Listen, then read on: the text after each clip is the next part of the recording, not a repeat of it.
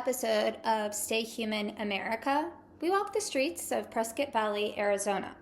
In this second episode, I'm inviting you inside one proud, patriotic Prescott Valley home, full of flags and Trump memorabilia. Meet my very own MAGA mother, a self-proclaimed Philly girl who spent most of her life on the East Coast.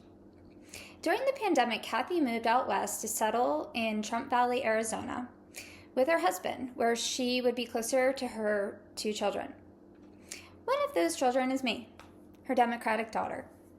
Despite living in Delaware, Kathy has a strong distaste for Biden and an inexplicable devotion to a Donald J. Trump.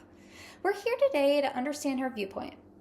I'm also hoping it will help me cope with very mixed feelings I have about loving her unconditionally as her daughter, while wrestling with the fact that she stands for a maniacal man who believes in mass deportations and ending equal opportunity rights. Relationships between Democratic daughters and MAGA moms are fragile and complex in today's extremely politically charged and polarized environment.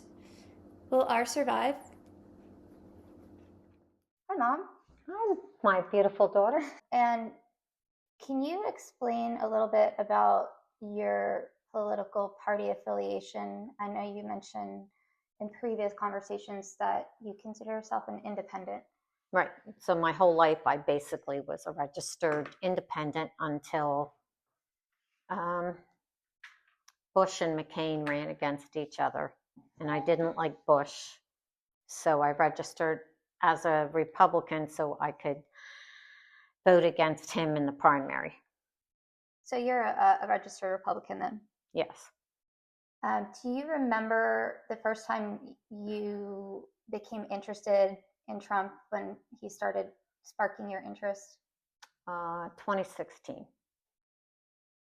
When he was running in his first term. And what was it about him that struck you? That he was self-pay. He wasn't being bought by big pharma or industry or the industrial war machine. He was a man about peace and loved his country, was born on Flag Day. He didn't need to run. He was an independently wealthy billionaire. So he truly was doing it for the love of the country. Him being a businessman, did that have any bearing on your Oh, absolutely, because everybody else was not all, but in this century, most of your presidents were just politicians. They didn't have backgrounds that justified running the country. Are you aware of his 7 bankruptcies? Yes. And that's a business decision. That's how you save your companies. What about, these are just arguments from the left side, and just interested in your viewpoint on how a billionaire who grew up wealthy and continues to be wealthy, how do you think he's able to understand, empathize, and help the lower middle class if he's never associated or struggled? Right. Well, you don't have to live in a third world country to help third world people and be empathetic towards them. As a Christian, I've always donated to third world causes. I currently have a third world child that I support. So I don't think you have to be poor to understand the poor. You just have to be empathetic. So you think Trump is empathetic? Absolutely. And I think the problem is information is very well controlled today, and people don't know the charity side of him. They don't understand who he supports. He doesn't brag about it. He doesn't write about it. But his butler was interviewed. I don't remember if it was 60 Minutes, but everybody thought this Butler was just going to go off on Trump because at that point he had retired. And he had nothing but praise for him, for the way he was treated over the years, for the charity that Trump did. Do you remember what charities he's donated to? I can look that up. No, I mean, you'd have to, I'm sure they looked at his taxes, so that ought to tell him. But the other issue is he would read the newspaper. Years ago, Barbara Walters interviewed him. So you can look that interview up too. That would be interesting. But he puts family first. He was driving back in his limo in New York.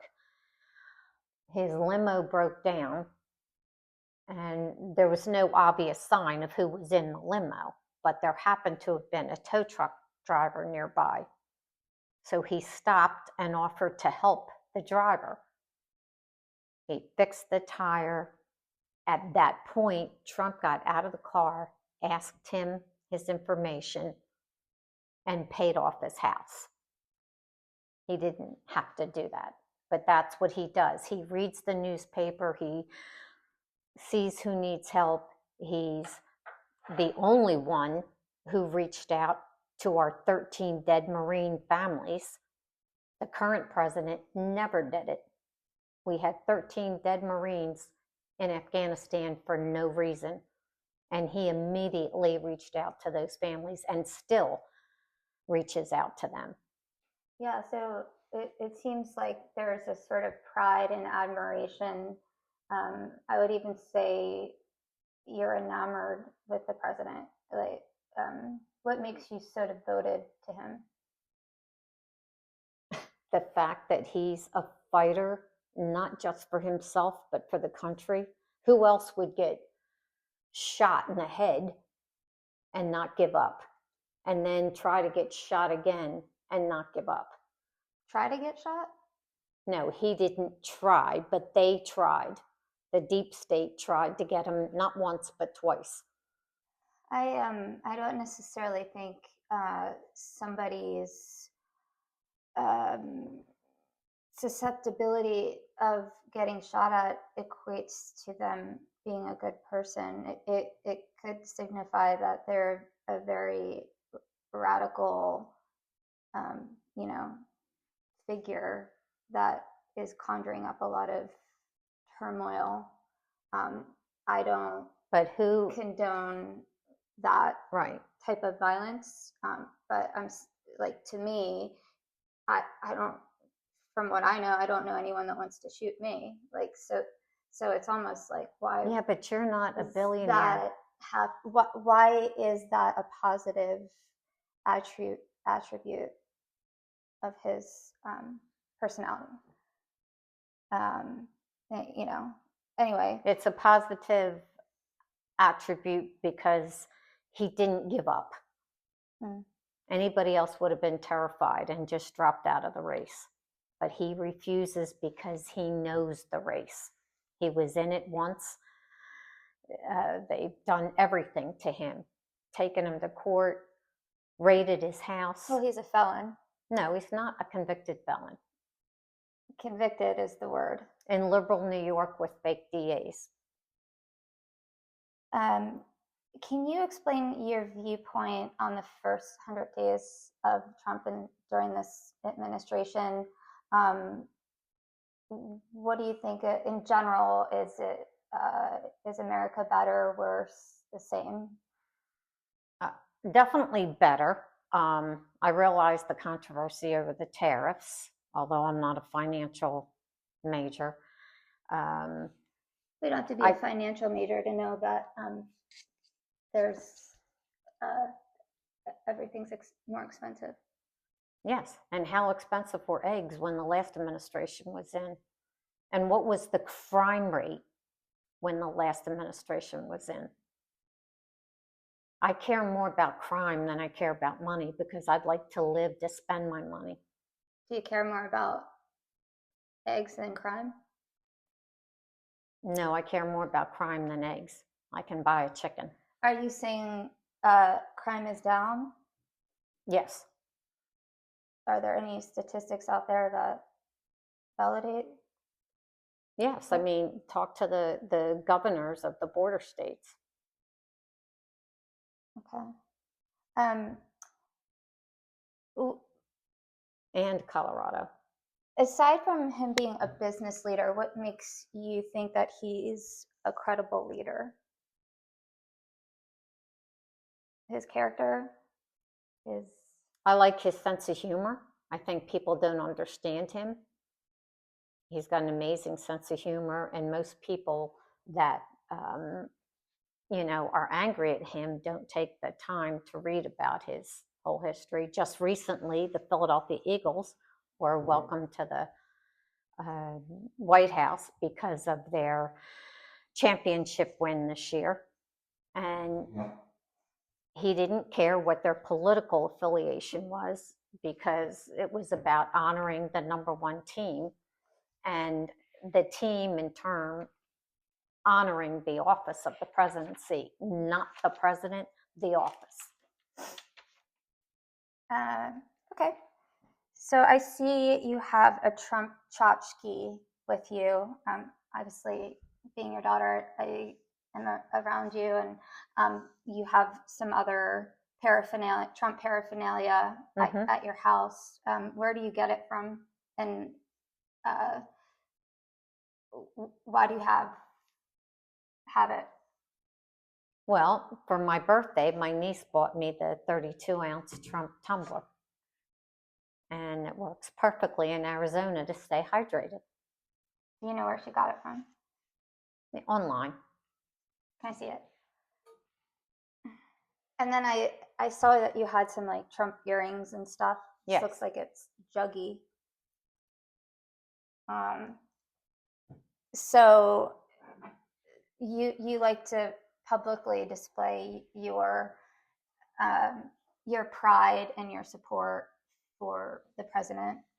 I've noticed this time around a lot of people that are against him are speaking out, and there's been more of like a creative surge in how people are expressing themselves on clothing, on what they're wearing, their car.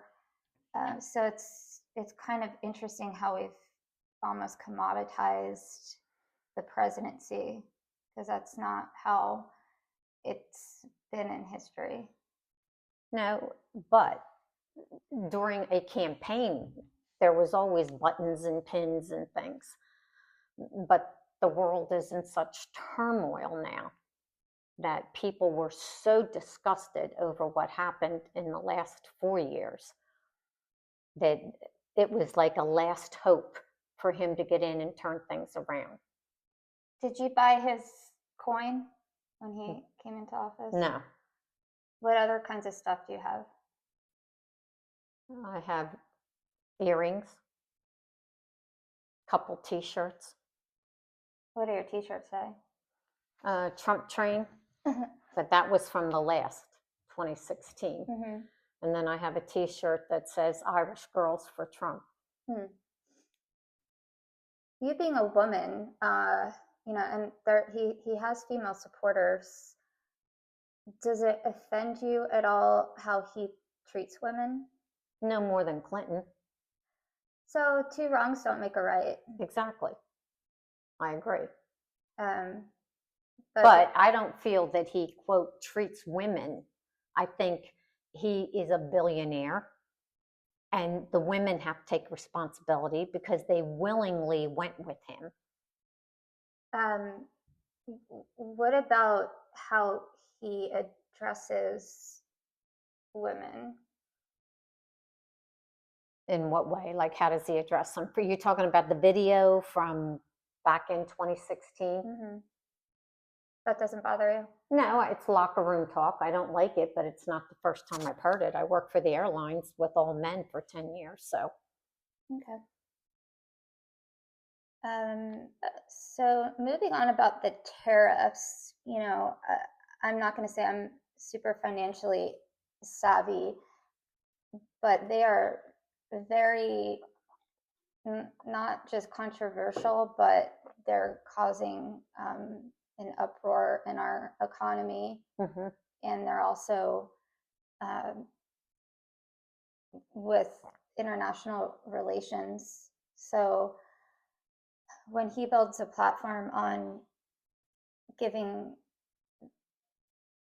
the US a better chance and lowering prices and getting jobs in, I'm not sure how the supporters can still have hope and trust in someone that's actually making it worse. And he said it would be worse before it got better. I trust in Howard Lutnick, his financial person. He's brilliant. He was from the World Trade Center. And I just feel like we're going to have to wait and see. But that being said, I don't think anything could have been worse than having the Democrats stay in office. I don't think we'd have anything right now.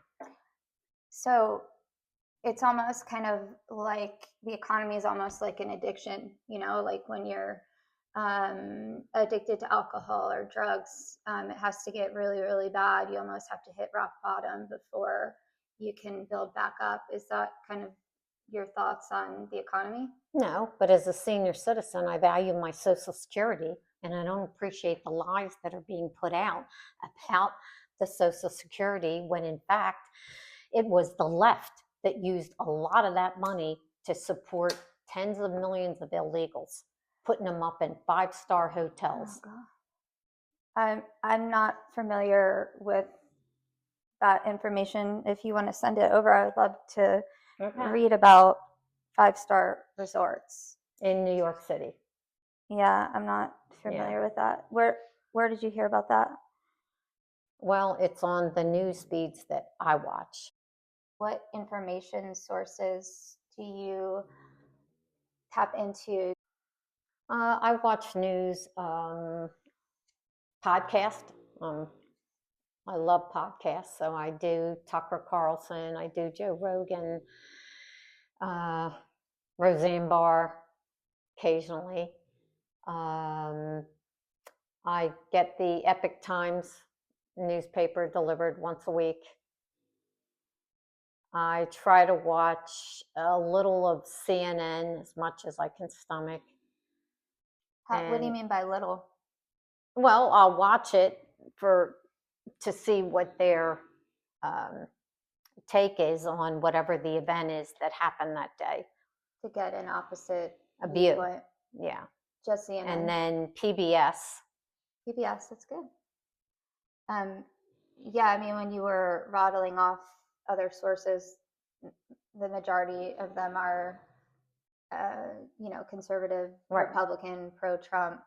So if you're at least tapping into a couple other sources, I think that's really important.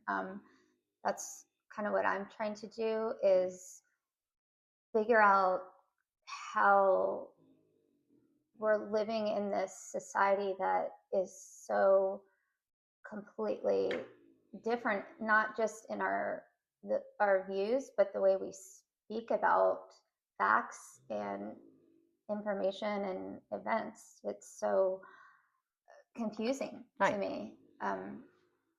I would also suggest the New York Times, because I know that you're an avid reader, and they obviously can. But I used to be. I used to get New York Times, Washington Post, all of that, until I saw their attitude change.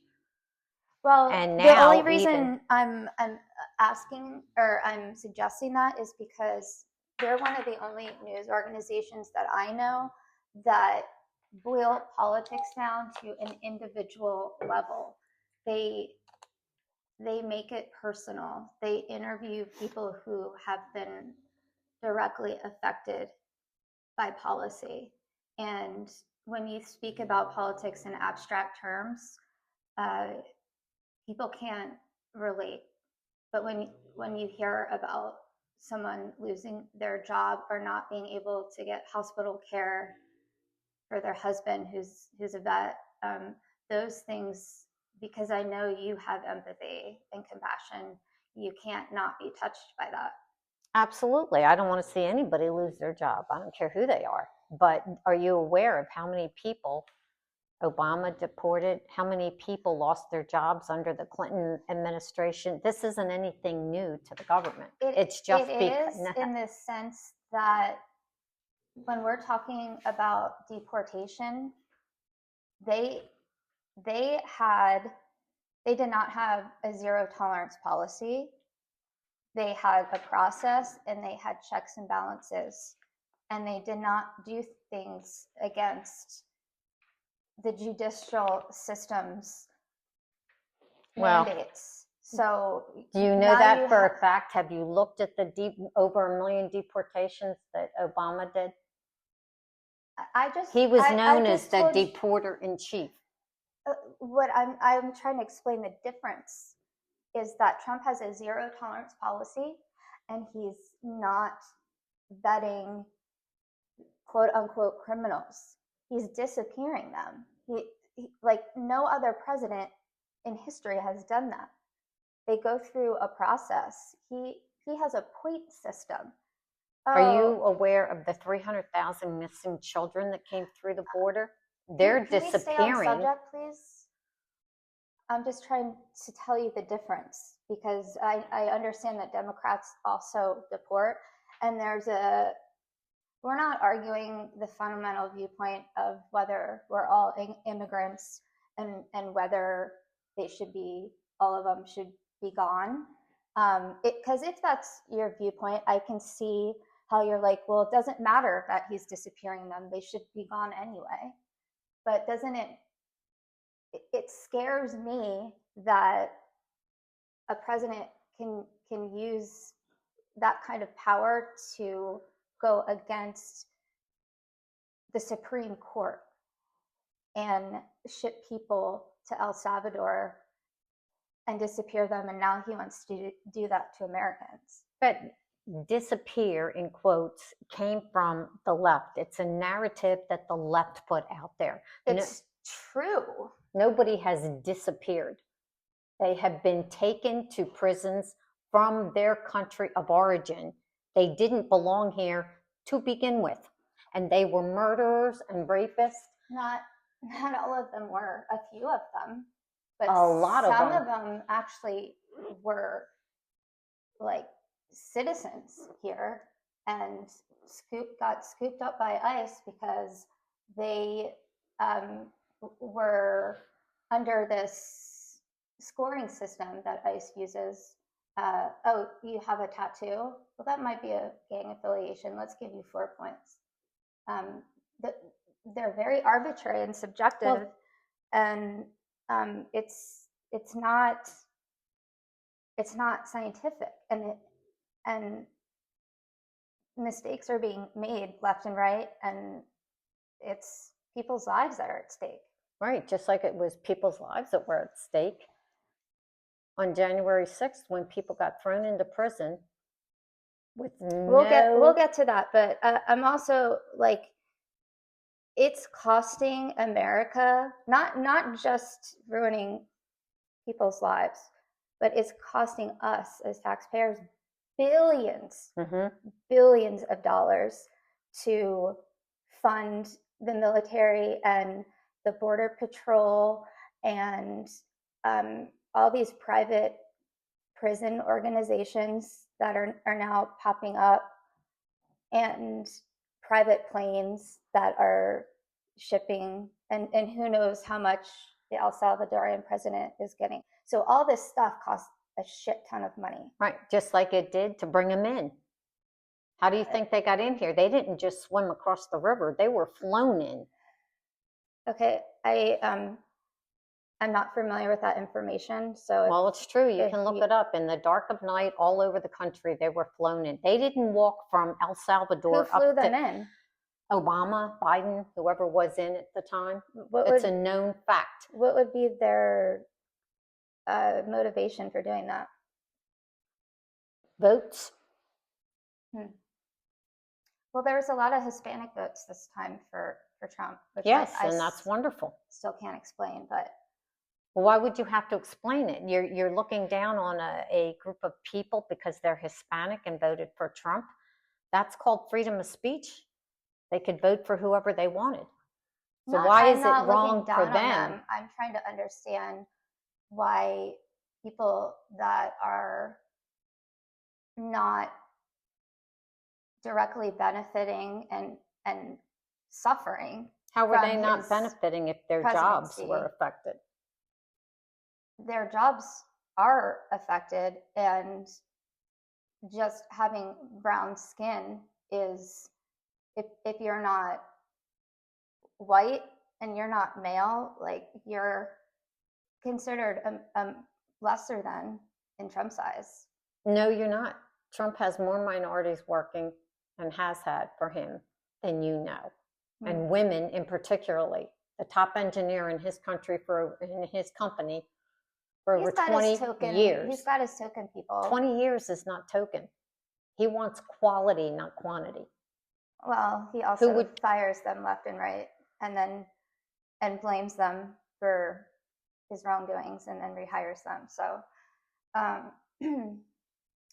going back to your political affiliation, do you consider yourself MAGA? Yes. And what does that term mean to you, beyond the acronym? It means that when I grew up in America, I had freedom. I had freedom of speech. I had safety. I could walk around 2 o'clock in the morning, not worry about anything happening. And now you can live in the best neighborhood and fear for your life. But how is that associated with MAGA? Does MAGA mean safety to you? Yes, absolutely. And what safety for me, for my family, my grandchildren.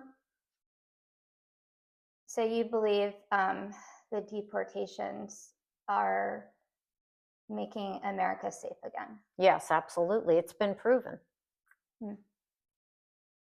Even though only I'll have to get the statistics for you, but where are the statistics? You can look on the United States government website under like the borders and security, and look specifically at the type of crimes immigrants are committing, and there's a very small percentage of them that are actual criminals. I mean, when you say the word criminal, when Trump says it's illegally crossing. When I say criminal, I'm talking about actual crimes committed here, like theft, murder, rape. Yeah, that's what's been going on. American citizens. What I'm telling you is there's a very small, like 3%, that are actual. Are you familiar with Friend Day Aragua? They took over 3 apartment buildings. I am familiar with that. And you think that's okay? And the government did nothing about it? Why is that 3% not shocking to you? That we're spending billions of dollars and only 3% are immigrants. That means the rest of our criminals are here. And that if we really want to clean up crime, we have to look at crime from a holistic perspective and not just an immigrant perspective. Well, when you have people being murdered and let go, what do you do with that? Even when they catch them, they don't keep them. How is that okay? You have no choice but to deport them. The system doesn't work. They wouldn't let it work. So you agree with honing in on immigrants versus honing in on the criminal system itself? No one has a right to commit a crime, whether they're legal or illegal. So you agree with it? That's a good strategy. To hone in on immigrants, the 97% that do not commit heinous crimes, and spend billions of dollars on them, catching them, deporting them. versus a holistic viewpoint. It's not just crime. It's jobs. It's medical. There's hospitals shutting down because they've gone bankrupt. Because they don't contribute, they take. Okay, so you also think that they are stealing our jobs at our healthcare? Not stealing healthcare jobs. They're stealing our healthcare and not paying for it. Us, the taxpayer, is paying for it. Do you know how many Americans are on welfare? Mm-hmm. Yes, they're Americans, and I don't like that either. But I certainly don't want to import 20 million more and break the country and break the system. I work in healthcare. I've seen it. I would just look a little bit deeper and macro level, and perhaps the immigration is a distraction, and an easy solution to a complex problem. So when Trump was in his first term, and actually, like, more specifically his last term, I was wondering if you attended any of his rallies in person. Yes. And what they were like for you. In Pennsylvania. When you were living back east? Yes. And where in Pennsylvania? Aston. And that was during his first? 2016, yeah. And what was that like? It was awesome. I met the Secret Service agent that had protected Hillary Clinton and had written a book. I saw the way he was protected then versus when he ran in 2024. They had snipers on the roof. They had a ton of security checking bags. And I saw how they deliberately let that go in 2024. What was the atmosphere like? How many people were there? Did you go with friends, family? Family, sister, brother-in-law, niece. It was very happy. Because I would say all of our family, except for me and one or two others, are pro-Trump. So you have a lot of, you have a lot of support on your side. So was there a sense of kind of like bonding and patriotism? And yeah, it was patriotic. It wasn't anything negative. It was there just wasn't happy any violence or none at all. They just checked your bags, played music. They had previous speakers before him, and it was a very fun time. Did you attend any rallies out here in Arizona? Yes, I went to one at the Finley Center. Where's that? In Prescott Valley. Okay, so yeah, I do know that he had traveled to Prescott Valley back in October. Was that the one that you went to? No, it was a previous one. Had to be when I first moved here. Okay. Yeah. And what was that like? Did you go with any of your No, friends? it was just myself and my husband. Okay. Yeah. Because obviously that area is more Trump territory, although I think Prescott is somewhat liberal. People tend to think by state what you are. Yeah. When I first moved here and was at a gym, a woman overheard me say I was from Delaware and automatically assumed that I was for Biden. And she ran up to me, oh, I'm so excited. Do you want to join us? We love Biden. I said, there's not enough hours in the day to let me tell you about Biden. Where did you meet her? In the locker room of my gym. That's such an interesting topic, to the assumptions people make about your political affiliation, because they're almost always wrong. But I could see her thinking that. Versus the later rally was more, people were more in fear. They were desperately wanting him to get in because they feared for their future. Do you remember any of his words that inspired you? Or like just a general sense of what he said to kind of quell the fears? I think it's just his competence. I mean, a And lot of confidence. his rallies are repetitive, but he will bring up something that's happened, and he'll say, we're going to make America great again. We're going to make America safe again. We're going to make America free again, to be able to speak, freedom of speech. I mean, that's a very big deal. And when I talk about his comedy, he says, yeah, you know, there's people back there, the fake news, and then they'll turn the cameras off. Like, the media will give him no attention now, versus in 2016, they couldn't get enough of him. And I think that's what helped get him elected, because they thought he was a joke, but the joke was on them, and they learned. So then the only attention they would give him was negative. He's more of a bully and tries to scare people into submission. But for you, that's more of him calling out wrongdoing. Yeah, calling out wrongdoing, because you can't make a network cover you. You can't do that. Either they do or they don't. Mm-hmm. And they refused, because they saw what happened in 2016.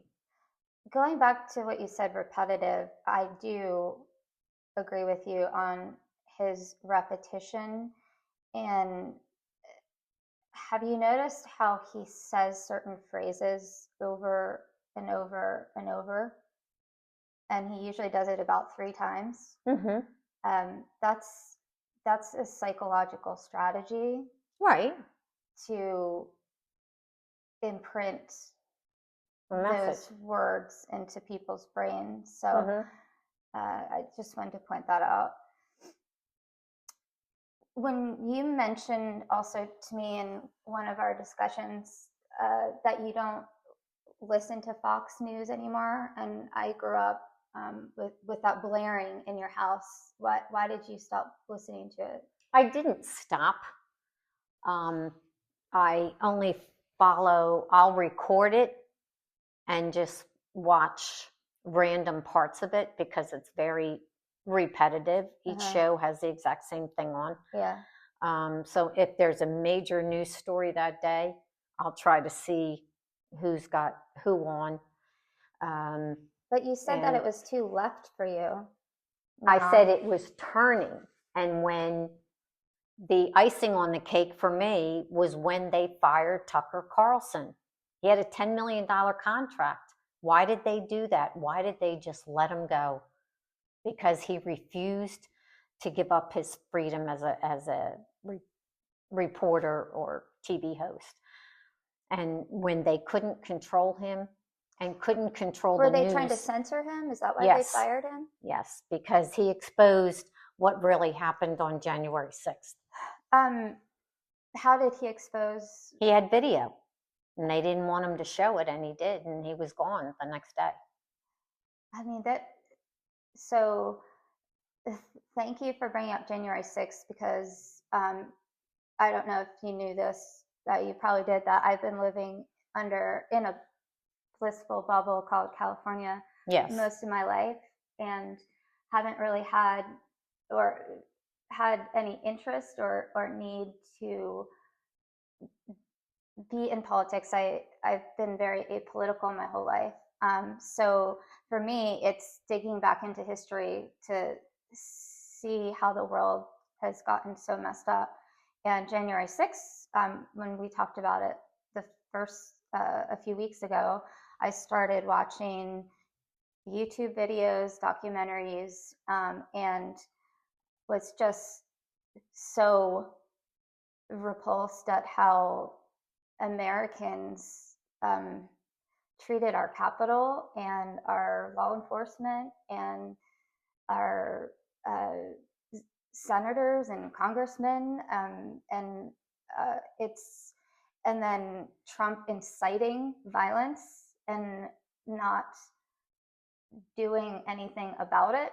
He did not incite violence.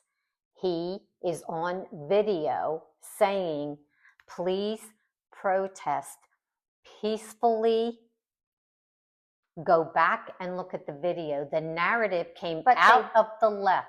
Those words, incite violence, came from the left. They came from me. Because I go back and look at his listened speech. to his speech. I did. And what you didn't hear him say peacefully? What I saw is him sitting idly by and not calling in enforcement when people were getting their heads banged into the ground. People were being shot. There was. And are you aware that 3 rioting. times Nancy Pelosi was in charge of the security? 3 times Trump begged her to send the National Guard prior to the January 6th. She refused. They wanted this to happen. That's why there were plants. Why would Nancy Pelosi refuse the National Guard and the National Guard admitted it?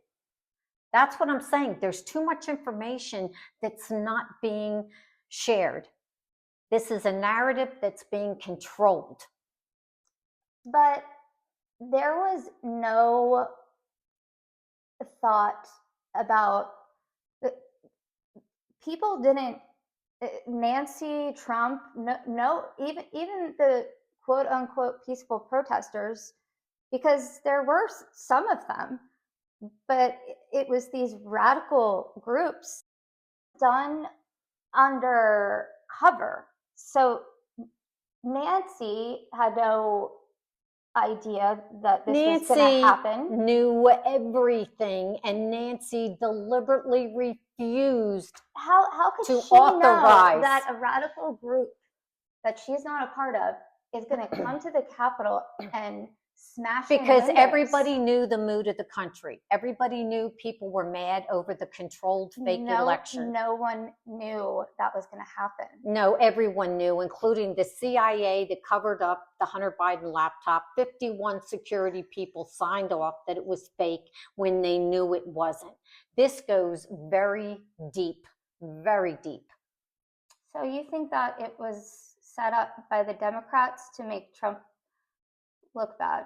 Not just the Democrats, there's peoples on both sides. There is a deep state, and it involves the CIA, the FBI, the entire Justice Department.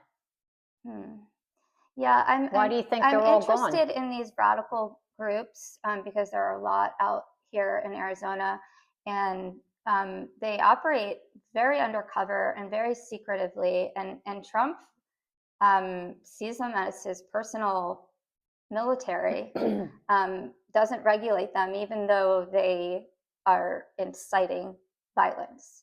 Are you aware of how many times our government's overthrown other countries?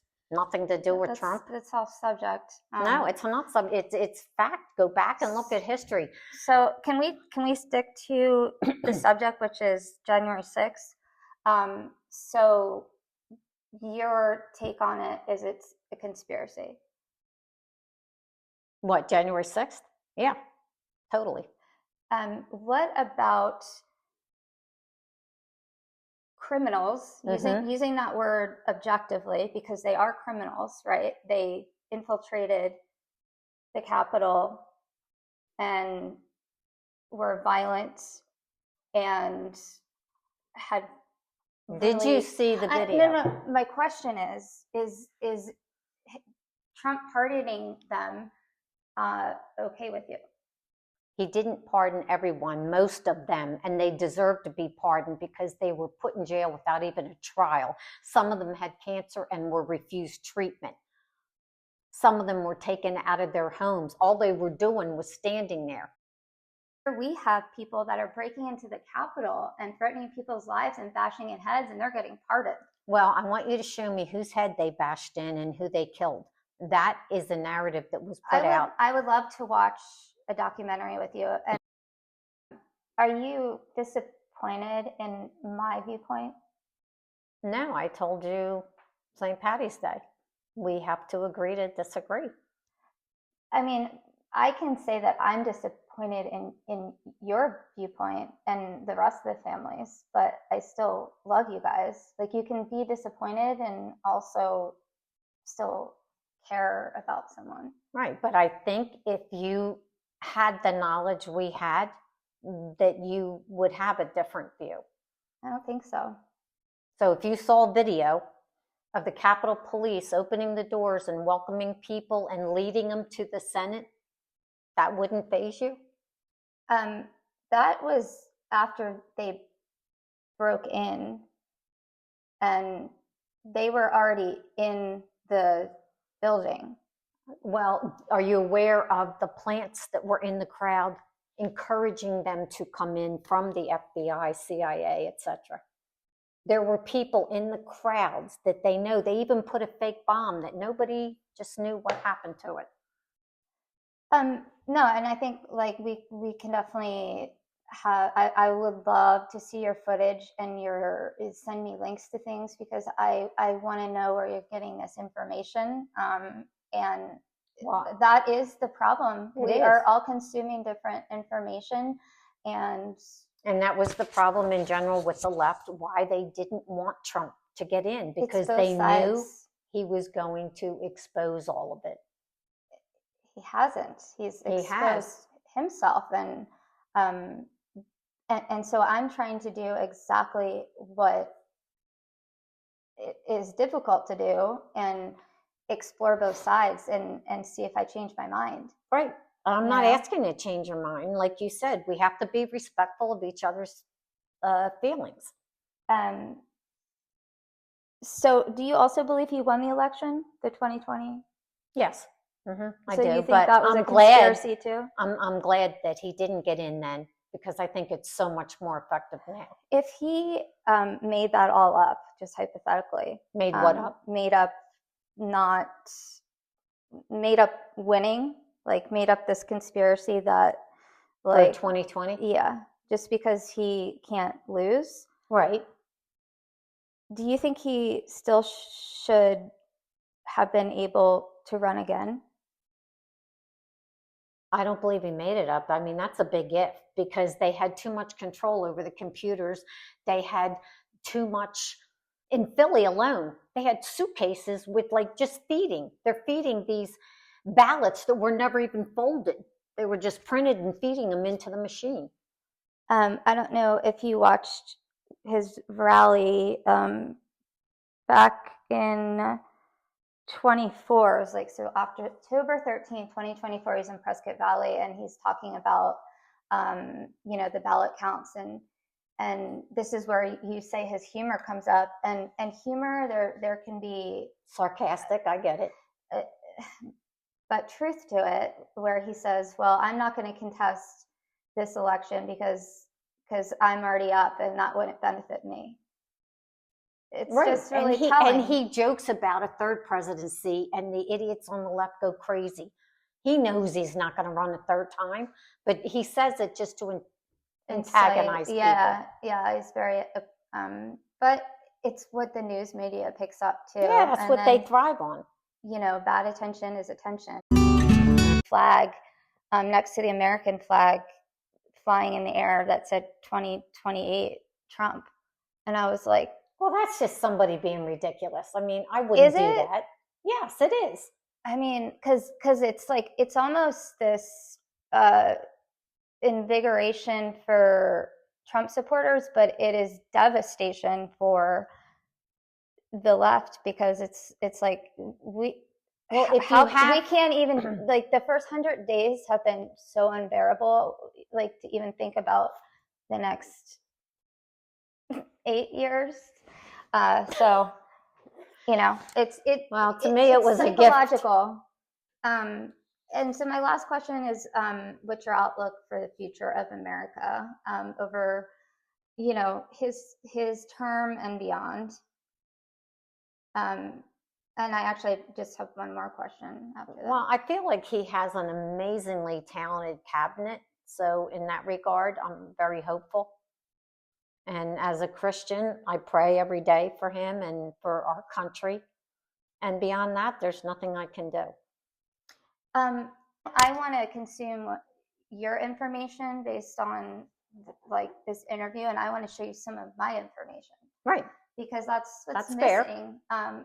And what this podcast is about is how two different, radically different viewpoints are still able to come together, because that's what's missing in America. People are they don't know how to argue. They don't know how to respect other people. Space. And I know we've had difficulty over the years because we end up fighting.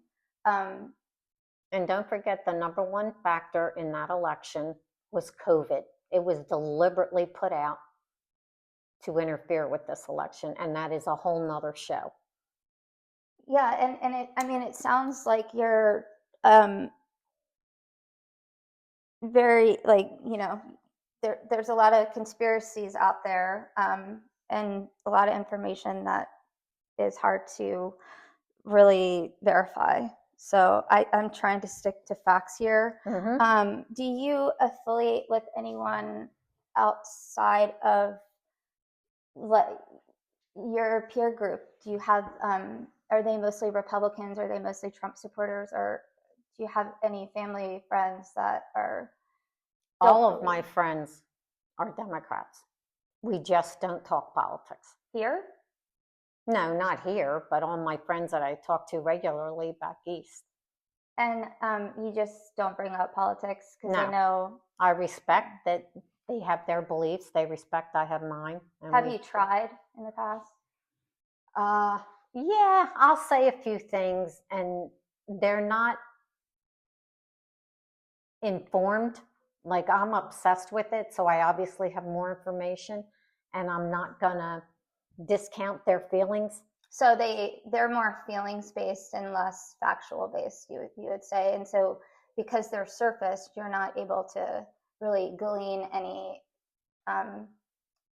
good information that you could learn. Right, because too many people will say, well, I don't watch the news, it's upsetting. And I respect that, because it is. And most people are just trying to survive. I look at it from a different aspect, because I've had many careers and I know how politics affects every aspect of life. Have you always been obsessed with politics? Since I was 14. And do you think that's from being in like a Navy family, or you're not sure? Partly, but partly because that was during the time of the transistor radio. So I was blessed to be a pen pal to a Vietnam veteran who sent me a little radio as a thank you. And I would just lay in bed at night, and the only thing I could pick up was late night talk radio.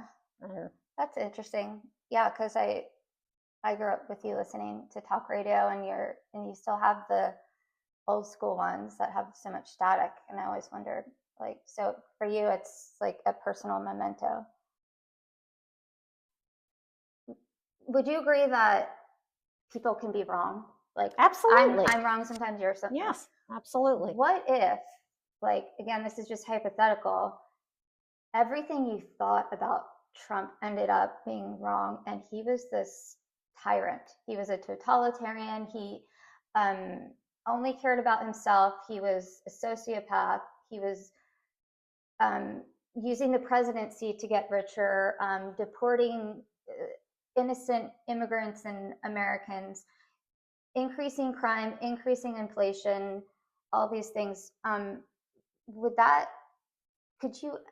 The question is, could you ever change your mind about him? If I could change my mind about anybody, but what you just described was Joe Biden.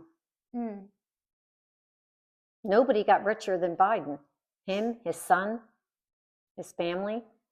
What would convince you that he's unfit? Like, what would he have to do and it be verified for you? I don't know. I don't even think it's worth talking about ifs, because he has been so talented and so gifted.